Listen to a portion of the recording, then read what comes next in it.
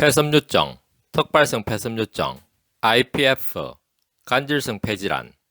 폐섬유증, 폐섬유 시소탕의 복용으로 폐섬유화 진행이 멈추고들 계십니다.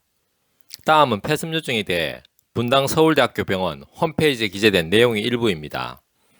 폐섬유증을 진단받는다고 해도 현재로서는 폐가 굳어지는 증상을 완전히 멈추거나 호전시킬 수 있는 치료제가 없는 상황입니다. 최근에는 섬유화 진행을 늦추는 항섬유화 제제를 사용해 폐 기능이 악화되는 속도를 늦추기도 합니다.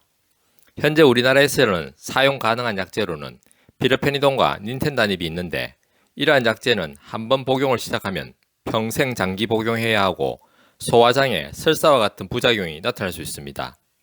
약제를 사용해도 폐기능 악화가 심하고 병이 진행되는 경우에는 전신 상태가 양호한 환자에 한해 폐이식을 고려해 볼 수도 있습니다.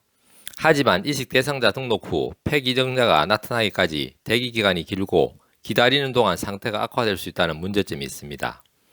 턱발성 폐섬유증은 진단 후 5년 생존율이 40%에 불과할 정도로 위험한 질환입니다. 호흡곤란과 같은 증상이 있는 상태에서 진단된 경우 평균적으로 3년 안에 절반 정도의 환자가 호흡 문제로 사망하게 됩니다. 병이 진행되면서 호흡곤란이 심해지고 폐에서 산소 교환이 되지 않아 사망에 이르게 되는 것입니다. 일부 환자는 폐암이 생기거나 폐렴 등 합병증으로 사망할 수도 있습니다.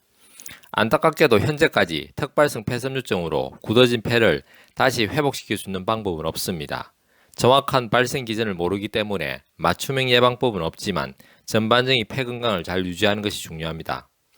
폐섬유증의 심각성과 현재 사용되고 있는 약제의 한계성에 대해서 간략하게 설명이 잘 되어 있습니다. 호흡곤란이 없는 상태에서의 폐섬유증 진단 시 5년 생존율이 40%이고 호흡곤란이 있는 상태에서의 폐섬유증 진단 시 3년 생존율이 50%에 지나지 않을 정도로 심각한 턱발성 폐섬유증.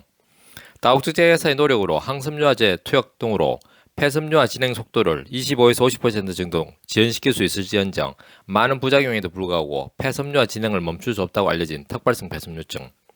숨참의 호흡곤란과 두려움의 공포감으로 고통스러우시다면 폐섬유 시소탕과 숨참 시소탕에 근원적 도움을 청하십시오. 폐섬유 시소탕과 숨참 시소탕을 복용하고 계시는 폐섬유증 환자분들께서 폐섬유화 진행이 멈추었다라는 진단을 계속적으로 받고들 계십니다. 한의학은 과학입니다. 한의학은 철학입니다.